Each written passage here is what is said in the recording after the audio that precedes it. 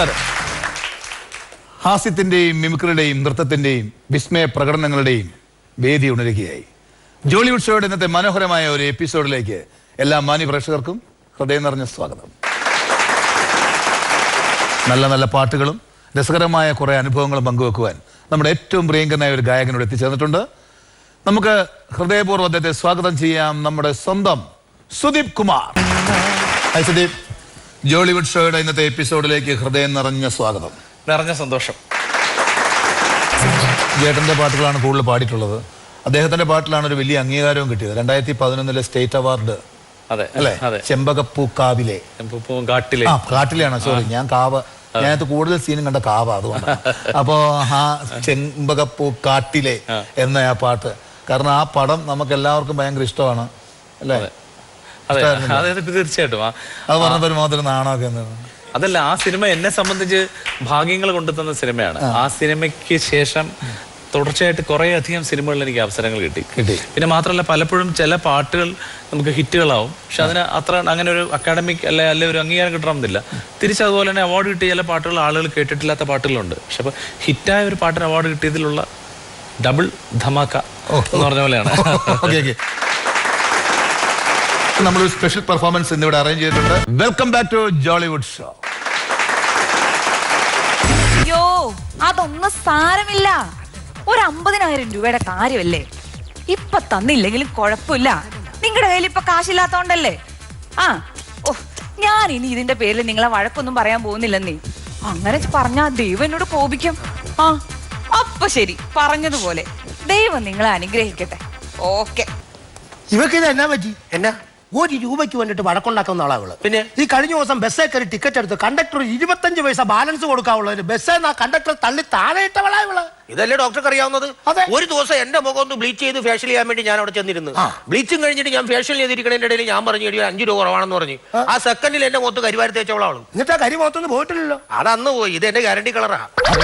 ഇവൾ എന്റെ മുഖത്ത് രൂപ കരിവാരി തേച്ചു. ഡോക്ടറും ഫേഷ്യൽ ചെയ്യാൻ പോയി. ഫേഷ്യൽ ചെയ്യാൻ പോയല്ല, പിന്നെ എനിക്ക് ഇവള് പെങ്ങളെ പോലെയാ. പെങ്ങളെ പോലെ? അതെ, പോട്ടെ. ഞാൻ ഇവളെ ഒരു ദിവസം സെക്കൻഡ് ഷോയ്ക്ക് വിളിച്ചു. ആരെ പെങ്ങളെ? അതെ, സെക്കൻഡ് ഷോക്ക്. പോട്ടെ. അതെ, ഇവള് ഈ നാട്ടില് മൊത്തം പറഞ്ഞ് പരത്തി എന്റെ മുഖത്ത് കരിവാരി തേച്ചു. അപ്പൊ ഇനി അവളെ സെക്കൻഡ് ഷോക്ക് വിളിച്ചിട്ട് കാര്യമില്ല. അല്ല, ഞാൻ ചോദിക്കണേ, ഇവക്ക് എന്താ കരി ബിസിനസ് ഉണ്ടാ?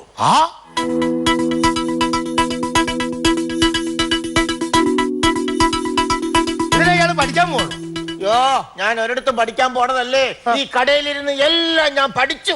കടയിലിരുന്ന് പഠിച്ചു പരീക്ഷ എഴുതാൻ പോകുമായിരിക്കും. ഓപ്പൺ യൂണിവേഴ്സിറ്റി ആയിരിക്കും. ഒരു ഓപ്പൺ യൂണിവേഴ്സിറ്റിയും അല്ല. അതെ, നിങ്ങൾ എല്ലാരും കൂടി എന്റെ ഈ കടയിൽ വന്ന് ഭക്ഷണം കഴിച്ച് കാശ് തരാതെ പറ്റെഴുതി തീർന്നത് എന്റെ 600-200 പേജിന്റെ ബുക്കാണ്. ഇതിൽ നിന്നും എനിക്കൊന്നും മനസ്സിലായി. നിങ്ങളെ പോലുള്ളവർക്ക് കടം കൊടുക്കരുതെന്ന് എന്നെ ഈ ബുക്ക് പഠിപ്പിച്ചു. അത് ശരി, ഇതിപ്പോ പറ്റുബുക്കായിരിക്കും. പറ്റുബുക്കല്ല, പറ്റിക്കൽ ബുക്കാ. നിങ്ങളൊക്കെ കൂടി തിന്ന് എന്നെ പറ്റിച്ച ബുക്ക്. എനിക്ക് എന്റെ കാശ് ഇപ്പൊ കിട്ടണം. തരാന്നേ. പാലക്കാട് പോയിട്ട് വന്നിട്ട് എന്റെ കാശ് തരാന്ന് പറഞ്ഞിട്ട് ആഴ്ച 4 ആയി. ഞാൻ പാലക്കാട് പോയില്ലല്ലോ. എപ്പോഴാണ് പാലക്കാട് പോണത്? എനിക്ക് പാലക്കാട് പോകേണ്ട ഒരു ആവശ്യം വരണ്ടേ? ചുമ്മാ എനിക്ക് പാലക്കാടിന് പോകാൻ പറ്റുമോ? അപ്പൊ എപ്പ എന്റെ കാശ് തരും? പാലക്കാട് പോയിട്ട് തിരിച്ചു വരുമ്പോ തരും. എന്റെ കാലക്കേട്. പാലക്കാടല്ല, പാലക്കാട്. പാലക്കാട് ഇങ്ങോട്ട് മറിക്കേ. അതെ, താൻ എനിക്ക് തരാനുള്ള കാശ് എപ്പ തരും? അടുത്ത ആഴ്ച തരും. അടുത്ത ആഴ്ച തന്നില്ലെങ്കിലോ? അതിന്റെ അടുത്ത ആഴ്ച തരും. അന്നും തന്നില്ലെങ്കിലോ? ആഴ്ചകൾ ഇങ്ങനെ നീണ്ടു കിടക്കുകയല്ലേ. തരും. എത്രയാ തരാനുള്ളത്? നോക്കണം. 3000 ഉലുവ. 1 മാസം ഞാൻ ഭക്ഷണം കഴിച്ചപ്പോൾ തനിക്ക് തരാനുള്ളത് 3000. അതിന്റെ ഫലമായിട്ട് ഞാൻ ഹോസ്പിറ്റലിൽ 2 മാസം കിടന്നു. അവിടെ ചെലവായത് 4500. 4500 3000 ഒന്ന് കുറച്ച്. 4500 3000 ഒന്ന് കുറച്ച്. 1500. അപ്പൊ 1500 താൻ എനിക്ക് ഇങ്ങോട്ട് തരണം. അതെപ്പ തരും? അതടുത്ത ആഴ്ച എഴുതി വൈ. താര മുതലാളിക്ക് 1500 കൊടുക്കാനുണ്ട്. ഡേറ്റ് പറയാൻ. ഞാൻ അങ്ങോട്ട് തരാനാ? അതൊന്നും തരാൻ പറ്റത്തില്ല. എന്റെ കാശ് എനിക്ക് കിട്ടണം. അത് ഞാൻ പാലക്കാട് പോയിട്ട് എന്നോടല്ലോ, ഇങ്ങോട്ടാണ്. ഈ പാലക്കാടും കാലക്കേടും ഒരു മെനക്കേടായല്ല. എന്റെ 3000 രൂപ എനിക്ക് കിട്ടിയേ പറ്റും. എന്റെ 1500 താരപ്പ തരും. എന്ത് പറഞ്ഞാൽ ശരിയാണ്. എന്റെ 3000. നിന്റെ 3000 പറഞ്ഞത് എന്റെ 1500 ആദ്യം തരേണ്ടത്. പാലക്കാട് പോയാലും കൊള്ളാം, പോയില്ലെങ്കിൽ കൊള്ളാം. നാളെ തന്നെ എനിക്ക് കാശ് കിട്ടണം. നിർത്ത്. നിങ്ങൾ എന്തിനാ ഇവിടെ കിടന്ന് ഇങ്ങനെ ഒച്ച ഉണ്ടാക്കുന്നത്? അതെ, ഇവന്മാര് എന്റെ ഹോട്ടലിൽ കയറി തിന്ന് മുടിപ്പിച്ചിട്ട് കാശ് ചോദിക്കുമ്പോ ഇന്ന് തരാം, നാളെ തരാം, പാലക്കാട് പോയിട്ട് തരാന്നൊക്കെ പറഞ്ഞ് എങ്ങനെ ശരിയാണ്? എനിക്ക് എന്റെ റെസ്റ്റോറന്റ് നടത്തിക്കൊണ്ട് പോകണ്ടേ? ഇവന്മാരെല്ലാരും കൂടി തിന്ന് മുടിപ്പിച്ച് എന്റെ പറ്റിമുക്കാണിത്. എന്റെ ഇക്ക മനുഷ്യരല്ലേ, എല്ലാവർക്കും കഷ്ടപ്പാടുകളും ഓരോരോ പ്രശ്നങ്ങളൊക്കെ ഉണ്ടാവും. ഇവർക്ക് കാശ് കിട്ടുമ്പോ ഇക്കൊക്കെ തന്നിരിക്കും. മനുഷ്യനല്ലേ, മനുഷ്യരോട് ക്ഷമിക്കാനും പൊറുക്കാനൊക്കെ പറ്റൂ.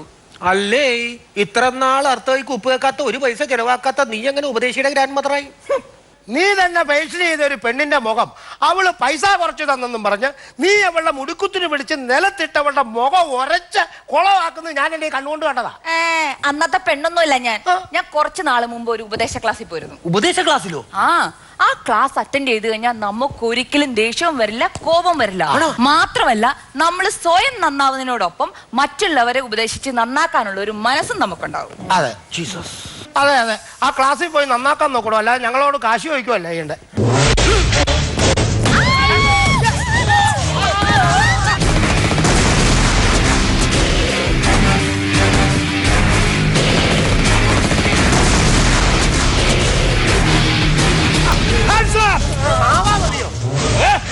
ഇനി ഒരടി അനങ്ങിയാൽ ഞാനായിരിക്കില്ല നിങ്ങളോട് സംസാരിക്കുന്നത്, എന്റെ തോക്കായിരിക്കും നിങ്ങളോട് സംസാരിക്കുന്നത്.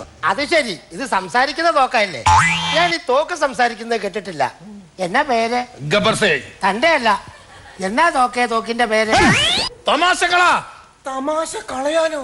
ഒരു തമാശ ഞങ്ങൾ എങ്ങനെ ഉണ്ടാക്കുന്നത് ഞങ്ങൾക്ക് അറിയാൻ പാടുള്ളൂ. കൗണ്ടർ അടിക്കാൻ ഇത് കോമഡി ഷോ അല്ല. എത്രയും പെട്ടെന്ന് എല്ലാവരുടെയും ഫോൺ തരൂ.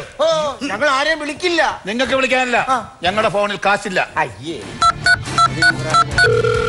ഹലോ, യെസ് ബോസ്, ഞങ്ങൾ ജോളിവുഡ് വളഞ്ഞിരിക്കുകയാണ്. ഇല്ലില്ല, ഇവിടുന്ന് ഒരുത്തനും അനങ്ങില്ല. ഈ ബ്യൂട്ടീഷ്യൻ തട്ടിയെടുത്തുകൊണ്ട് എത്രയും പെട്ടെന്ന് ഞങ്ങൾ അങ്ങോട്ട് വരുന്നതാണ്. ഇനി എന്തെങ്കിലും ആവശ്യമുണ്ടെങ്കിൽ ഇവരുടെ ഫോണിലേക്ക് കോൾ ചെയ്താൽ മതി. ഞങ്ങളുടെ ഫോണിലേക്ക് വിളിക്കണമെന്നില്ല സാറേ, നിങ്ങളുടെ ഫോണിലേക്ക് വിളിച്ചാൽ പോരെ. അത് മനസ്സിലായി. നിങ്ങളുടെ ഫോണിലേക്ക് വിളിച്ചിട്ടുണ്ട്, പോലീസുകാർ നിങ്ങൾ എവിടെയാ നിൽക്കുന്നതെന്ന് അറിയൂല്ലേ? അതല്ല, ഞങ്ങളുടെ ഫോൺ ബില്ലടയ്ക്കാത്ത കാരണം കട്ട് ചെയ്തിരിക്കുകയാണ്. അതുകൊണ്ടാണ് നിങ്ങളുടെ ഫോണിലേക്ക് വിളിച്ചാൽ മതി എന്ന് പറഞ്ഞത്. അതിരിക്കട്ടെ, ഇതിലാരാണ് ഡോക്ടർ? കണ്ടിട്ടല്ല ഒന്ന്. കണ്ടിട്ട് ഒരുത്തനും ഒരു ഡോക്ടറുടെ ലുക്കില്ല. അങ്ങനെയാണെങ്കിൽ ഞാൻ തന്നെയാണ് ഡോക്ടർ. Very good. നടക്കേ മനക്കാനല്ല, നടക്കാൻ.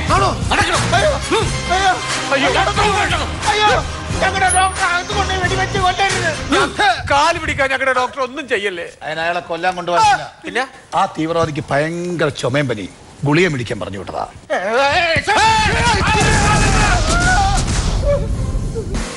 ഈ ജോളിവുഡിന് ചുറ്റും ഞങ്ങളുടെ ആൾക്കാർ വളഞ്ഞിരിക്കുകയാണ്. എന്തിനാണ് അവർ വളഞ്ഞിരിക്കുന്നത്? അവർക്ക് നേരെ ഇരിക്കാൻ പാടില്ല. അതല്ല, ഈ ഏരിയ മൊത്തം ഞങ്ങളുടെ അണ്ടർവെയറിലാണ്. അണ്ടർവെയറാ? അണ്ടറിലാണെന്നാണ് ഉദ്ദേശിച്ചത്. അതെ, തീവ്രവാദി ഞങ്ങളുടെ ഈ ബ്യൂട്ടീഷ്യനെ എന്തിനാണ് തട്ടിക്കൊണ്ട് പോണത്?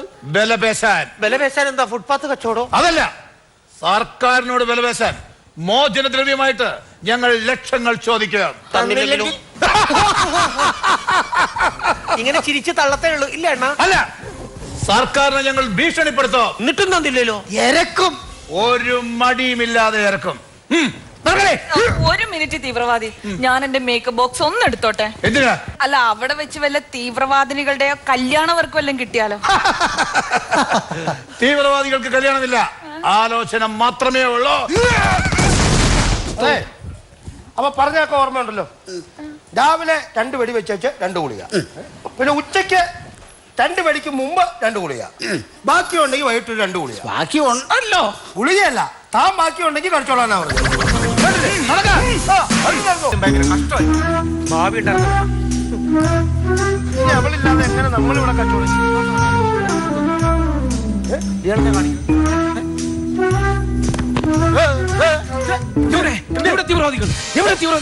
എനിക്ക് ഇപ്പോഴാ വിവരം വന്നത്. ഇത്രയും നാളും വിവരം ഇല്ലായിരുന്ന? അതല്ലെന്ന്, അവന്മാർ ഇവിടെ വന്നു എന്നുള്ള വിവരം. എവിടെയാ ഞാൻ അറസ്റ്റ്? ഒരാൾ ചായക്കടയിൽ നിന്ന് ഇതാ പുട്ടും പഴംപരിയും കഴിക്കണം, ഒരാൾ ബ്യൂട്ടീഷ്യന് പോയി, ഒരാൾ ഗുളി കഴിക്കാൻ പോയി. എന്റെ പൊന്ന് സാറേ, അവരെ അവളെ കൊണ്ടുപോയി. എന്റെ പൊന്ന് സാറേ, സാറിന് നേരത്തെ വരാൻ പറ്റില്ലായിരുന്നു. അവര് പോയിട്ട് 1 മണിക്കൂറായി. അതെങ്ങനെയാണ് തീവ്രവാദികളെ എങ്ങനെ പിടിക്കുന്നു തീരുമാനിച്ച് വന്നപ്പോഴേക്കും 3 മണിക്കൂർ എടുത്ത്? ഇവന്മാർക്ക് ഒരു 5 മിനിറ്റ് കൂടി വെയിറ്റ് ചെയ്തൂടെ? ഞാൻ ചുമ്മാ അറസ്റ്റ് ചെയ്തതിനല്ല. സാർ അവളെ രക്ഷിക്കണം. രക്ഷിക്കും. അതിനുവേണ്ടി ഞങ്ങൾ കേരളം മുഴുവൻ ബലവീശി കഴിഞ്ഞു. ആണോ? തീവ്രവാദികളെ പിടിച്ചില്ലെങ്കിൽ തൊപ്പി തെറിക്കുമെന്നാണ് മേലിൽ നിന്ന് ഉത്തരവ്. ഇനി തീവ്രവാദികളെ പിടിക്കാതെ തൊപ്പി തെറിക്കുകയാണെങ്കിൽ ആ വല വീശി മീൻ പിടിച്ചെങ്കിലും ഞങ്ങൾ ജീവിക്കും. 2 ആഴ്ചയായി നമ്മുടെ ബ്യൂട്ടീഷ്യനെ കാണാണ്ടായിട്ട്. ആ തീവ്രവാദികൾ അവളുടെ പുരുകം ബ്ലക്ക് ചെയ്തോന്നറിയില്ല. അവളുണ്ടായിരുന്നെങ്കിൽ ഒന്ന് ബ്ലീച്ച് ചെയ്യായിരുന്നു. സർക്കാരും ഈ കാര്യത്തിൽ കൈവെട്ട മട്ടാന്നാ എനിക്ക് തോന്നുന്നത്. തട്ടിക്കൊണ്ടുപോയതിനു ശേഷം ഒരു അറിവുമില്ല. ഇനി തീവ്രവാദികൾ ബ്യൂട്ടീഷ്യനെ തട്ടിക്കളഞ്ഞാണോ? ഒരു ദാക്ഷിണ്യമില്ലാത്ത വൃത്തികെട്ടന്മാരാമാര്. എന്റെ ബോഡി ഗാർഡ് ഭഗവതി നല്ലൊരു ബോഡി ഡെഡ് ബോഡി ആക്കല്ലേ. നാക്കു പൊന്നാവട്ടെ. ഇതെന്താണിത്? തീവ്രവാദികളൊക്കെ സന്യാസിമാരായ ഇതെങ്ങനെ സംഭവിച്ചു? തട്ടിക്കൊണ്ടുപോയ അന്ന് മുതലുള്ള ഇവരുടെ ഉപദേശമാണ്. ആ ഉപദേശം കേട്ട് കേട്ട് ഞങ്ങൾ സന്യാസിമാരായി. ഞാനിപ്പോൾ പഴയ തീവ്രവാദിയല്ല, പിന്നെ സ്വാമി അപകടാനന്ദ. ഇത് എന്റെ ശിഷ്യന്മാർ. ഇപ്പോൾ എങ്ങോട്ട് പോകുന്നു? ചെയ്ത പാവങ്ങളൊക്കെ ഒഴുക്കിക്കളയാൻ ഗംഗയിലേക്ക് പോകുന്നു. അപ്പൊ ഈ മിഷൻ കണ്ണോ? കൂട്ടത്തിൽ ഇത് ഒഴുക്കിക്കളയും. അല്ല, ബ്യൂട്ടീഷ്യൻ എങ്ങോട്ട് പോകുന്നു? ബ്യൂട്ടീഷ്യൻ അല്ല, ഇത് ഞങ്ങളുടെ എല്ലാമായ അമ്മയാണ്. വരൂ അമ്മേ. ദാസേട്ടനും നസീർ സാർ തമ്മിൽ ഒരുപാട് കോമ്പിനേഷൻസിൽ ഒരുപാട് സോങ്ങുകൾ വന്നിട്ടുണ്ട്. അതിൽ സുദീപിന് ഏറ്റവും ഇഷ്ടപ്പെട്ട് ഏറ്റവും രസകരമായിട്ട് തോന്നിയത് ഏതായിരിക്കും? ഒരുപാടെണ്ണം ഉണ്ട്. എങ്കിലും പെട്ടെന്ന് ഓർമ്മ വരുന്ന ഒരു പാട്ട് കടത്തനാട്ട് മാക്കം, ഇളവന്നൂർ മഠത്തിലെ ഇടക്കുയിലെ, അത് പാടാം. അപ്പൊ സുദീപ് ഈ പാട്ട് പാടുന്നു, ഞാൻ തൽക്കാലത്തേക്ക് നസീർ സാർ ആവുന്നു. ഗംഭീരായി. ഓക്കെ. നമ്മൾ നേരത്തെ ഒരു പടം ഷൂട്ട് ചെയ്തിരുന്നു, ഫേസ് ഓഫ് എന്ന് പറഞ്ഞിട്ട് ഞാൻ അഭിനയിച്ചൊരു പടം. അതിന്റെ ഇംഗ്ലീഷ് പടം. അപ്പൊ അതിന്റെ ട്രെയിലർ റെഡി ആയിട്ടുണ്ട്. നമുക്കത് വിശദമായിട്ടൊന്ന് കാണാം. റെഡി? കാണാം. ഓക്കെ.